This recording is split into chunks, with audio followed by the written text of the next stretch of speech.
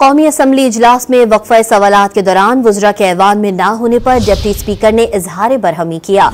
Deputy speaker Ghulam Mustafa ने कहा, अगर वुज़रा का यही तरीक़ाकार रहा तो हम वज़ीर आज़म को आगाह करेंगे।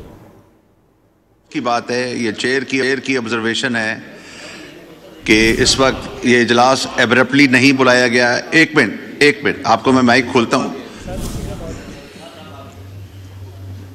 चलें, आ गए वसीम शेख साहब, मगर ये मिनिस्टरों की भी कोई हाज़िरी नहीं है। अफसोस की बात है। I think we are going to write to the prime minister कि ये इस तरह इजलास नहीं चलेगा। हम इस्लाम बड़ी की बात है, ये चेयर की ऑब्जर्वेशन है कि इस वक्त ये इजलास एब्रप्टली नहीं बुलाया गया। एक मिनट आपको मैं माइक खोलता हूँ। चलें, आ गए वसीम शेख साहब, मगर ये मिनिस्टरों की भी कोई हाज़िरी नहीं है।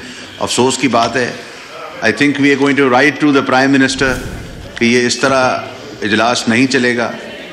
हम इस्लाम बड़ी की बात है।